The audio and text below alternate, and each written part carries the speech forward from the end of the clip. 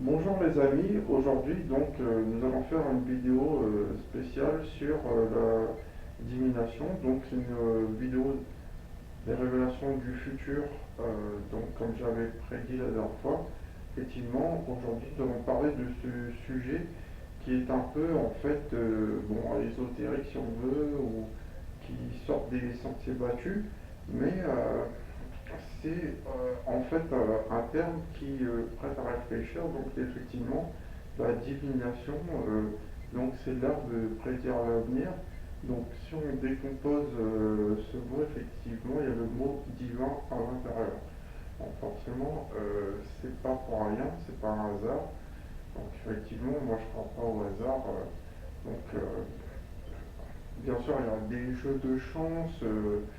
C'est pas véritablement de la chance, c'est plus des concours de circonstances. Par exemple, comme le loto, effectivement, c'est en fait un jeu de hasard, comme on l'appelle, mais en fait, mathématiquement, c'est que des probabilités. Donc après, le gagnant du loto, effectivement, il est tout simplement un numéro parmi ce nombre défini de probabilités. Donc il est le numéro gagnant. Donc forcément, il faut bien un gagnant au loto. Donc par exemple, pour pouvoir utiliser la divination, donc il y a plusieurs écoles. Donc il y a l'astrologie, il y a le tarot, la numérologie. Bon, il y a plusieurs sortes de divination, mais je ne vais pas m'attarder euh, dans ces domaines. Moi, ce que en fait je me suis exercé à faire, c'est essayer tout simplement d'apprendre de notre univers d'une façon différente. C'est-à-dire qu'en fait, c'est toujours en rapport avec mes recherches que j'ai fait pour l'écriture de mon livre, que je continue d'ailleurs pour effectivement faire une version plus élaborée. Donc, comme j'ai écrit et j'ai expliqué dans mon livre, c'est que le temps n'existe pas en fait. En fait, le temps, il n'est pas ce qu'il semble être. Effectivement, c'est plus complexe, c'est-à-dire que le temps est une illusion. En fait, c'est pas véritablement qu'il n'existe pas, mais c'est qu'il est relatif à l'endroit et à la vitesse où l'on est. C'est-à-dire, si on se déplace ou si on est immobile, le temps est différent. Donc, après, ça dépend, il y a des ordres de grandeur plus ou moins grandes. Donc, forcément, ajouter à cela, la gravité change le temps. Donc, il y a plusieurs facteurs. Donc, imaginez-vous que depuis le Big Bang, toutes les forces, toutes les gravités qu'il y a eu, forcément, le temps est relatif et en fait, c'est plus une illusion. Pourquoi? Parce que simplement, quand on essaie d'imaginer, d'apprendre l'univers dans sa globalité, c'est un peu difficile d'imaginer qu'il repose sur quelque chose de fini.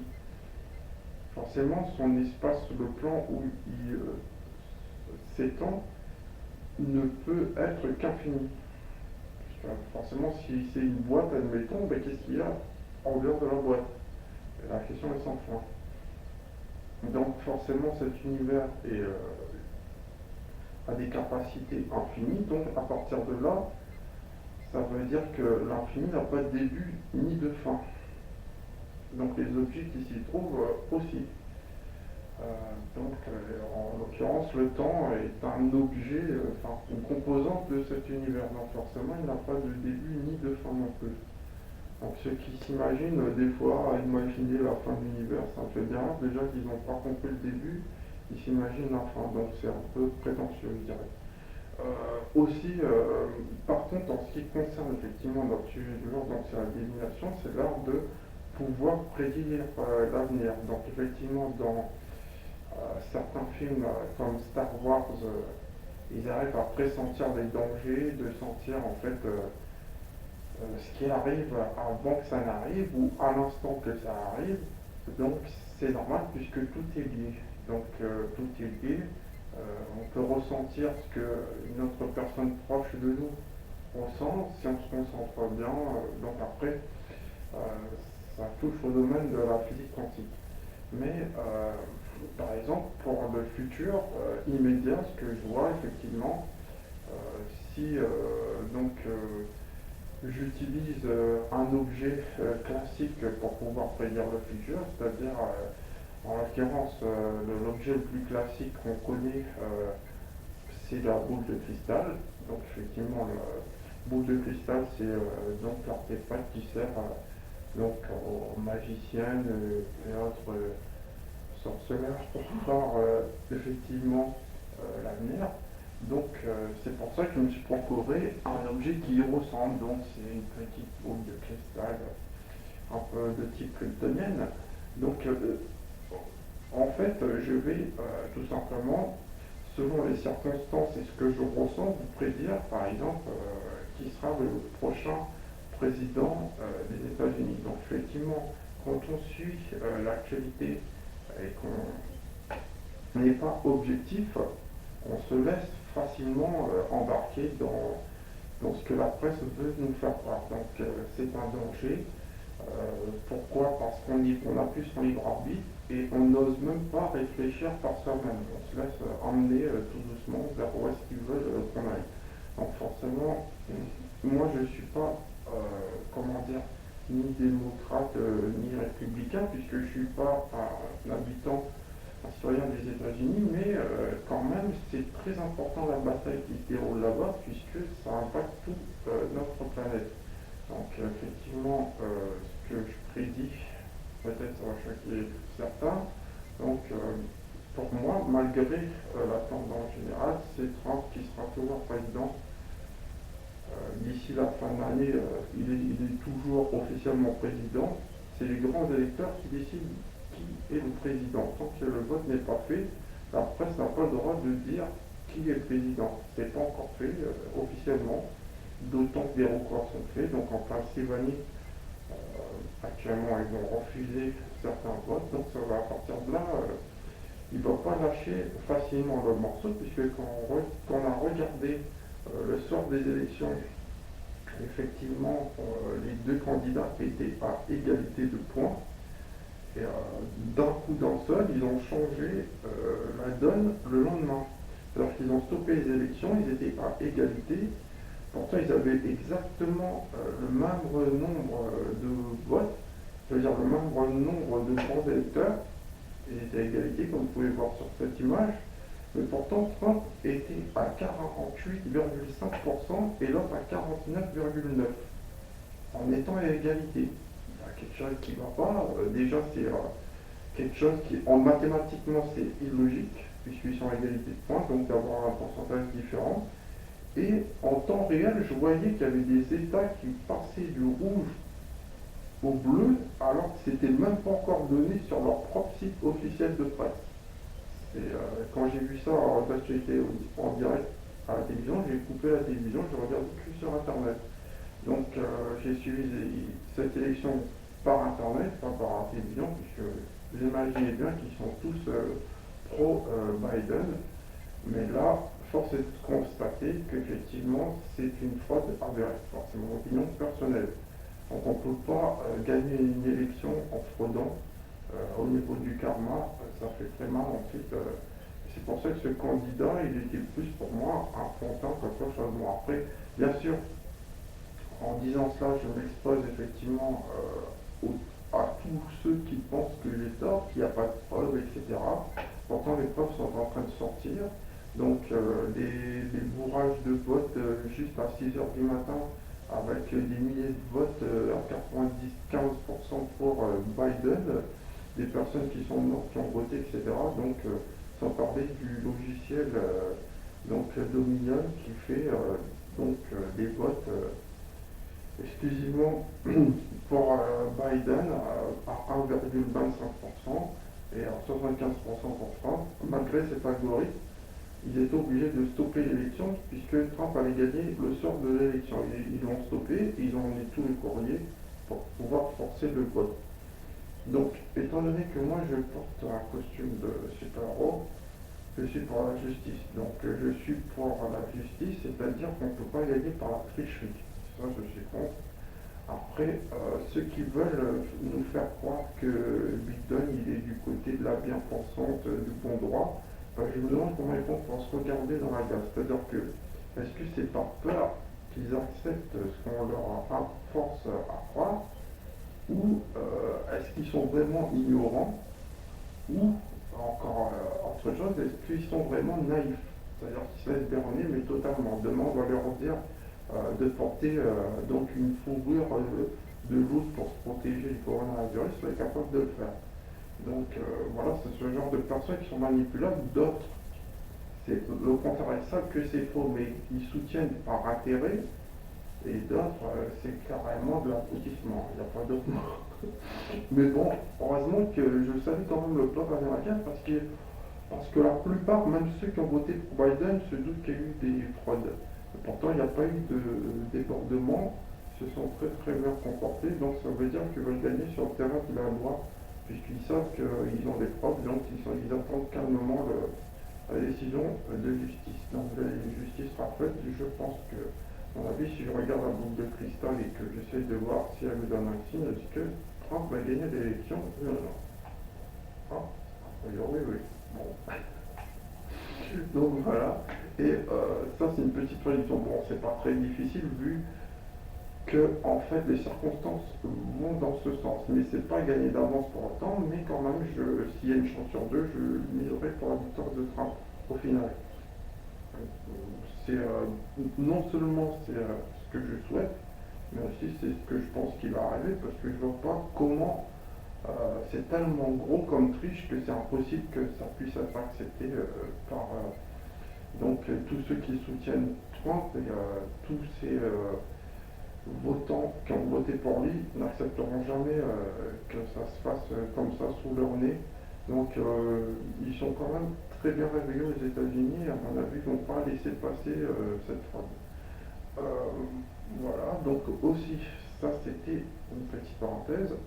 Donc maintenant, en ce qui concerne donc le sujet du jour, la divination, on peut donc avoir la possibilité d'entrevoir le futur par en fait, par mon expérience, par des ressentis, c'est-à-dire qu'on peut ressentir quelque chose qui va arriver. Donc par exemple, si en fait vous sentez qu'en sortant tel jour il va vous arriver quelque chose, et par exemple, si admettons vous roulez trop vite, vous pouvez faire un accident, donc des fois ça m'arrive de prendre la route.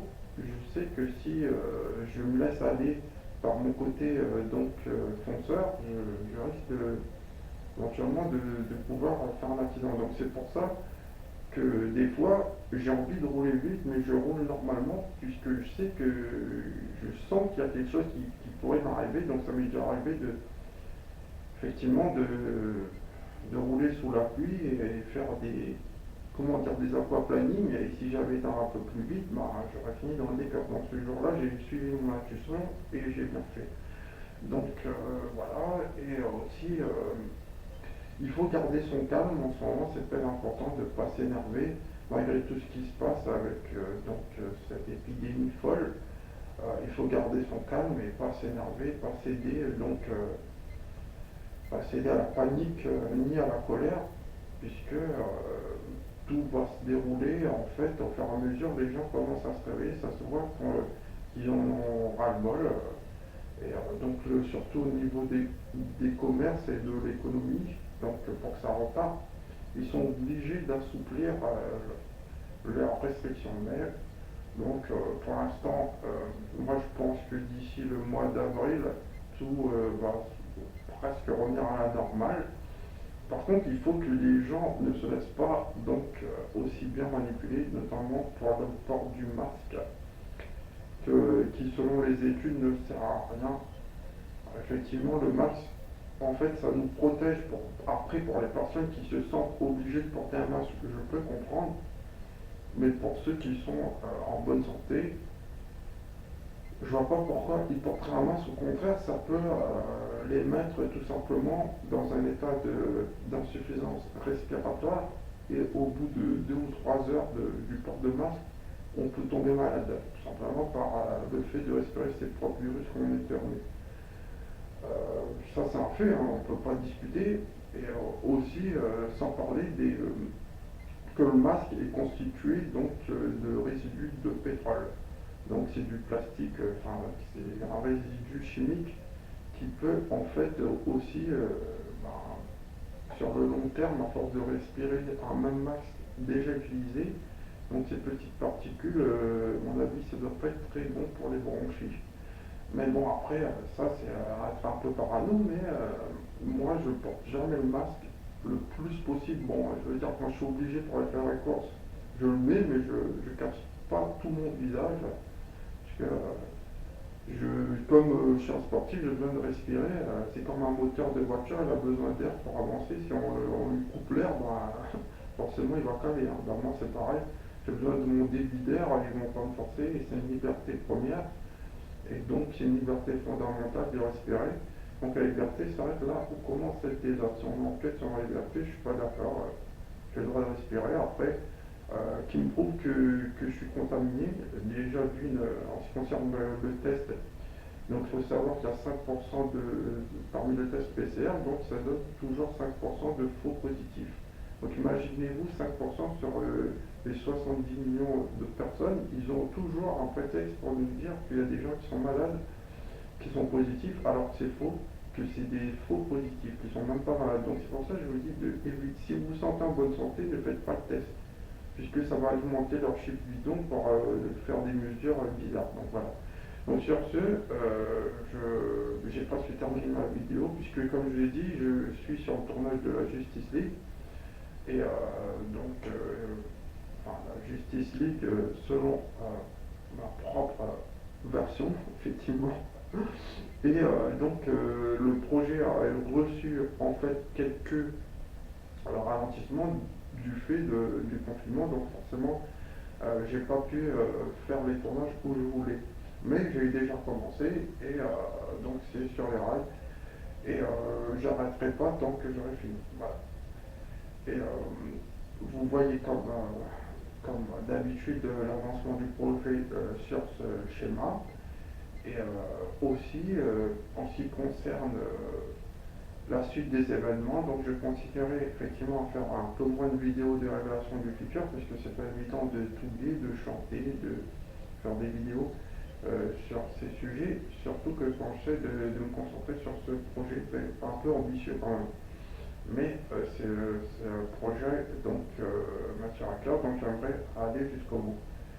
Et aussi, pour terminer, donc je vais essayer effectivement de vous prédire qu'est-ce qui va se passer comme réplique, puisque c'est deux forces qui s'affrontent, donc la force donc, qui veut la justice et l'autre qui veut nous manipuler. Qui sera éventuellement la prochaine étape pour eux pour essayer de nous manipuler, effectivement, ça serait, je pense, éventuellement nous faire croire à une pseudo-invasion extraterrestre, malgré que je pense que les vrais extraterrestres existent. Donc ça serait peut-être leur dernière et ultime carte pour nous manipuler. Mais bon, ça dépend tout simplement de qui va gagner l'élection présidentielle américaine. Si c'est Donald Trump, je ne pense pas qu'ils pourront le faire puisqu'ils n'ont plus les manettes et le pouvoir de faire ce qu'ils décident. Mais par contre, si c'est l'autre qui se met en place, là, ça va être catastrophique. Enfin, c'est mon point de vue, mais puisque, effectivement, il ne faut pas se fier aux apparences, c'est pas parce qu'on le présente dans la presse comme quelqu'un de bien que c'est quelqu'un de bien. C'est un pantin et c'est rien d'autre. Vu en fait comment il a été emmené là, il est sorti du chapeau de nulle part, mais pourtant le vote des républicains est historique. Aucun républicain n'a eu un vote autant que Trump. Donc c'est pour ça que je répète encore que c'est lui qui a gagné l'élection présidentielle. On verra si j'ai raison.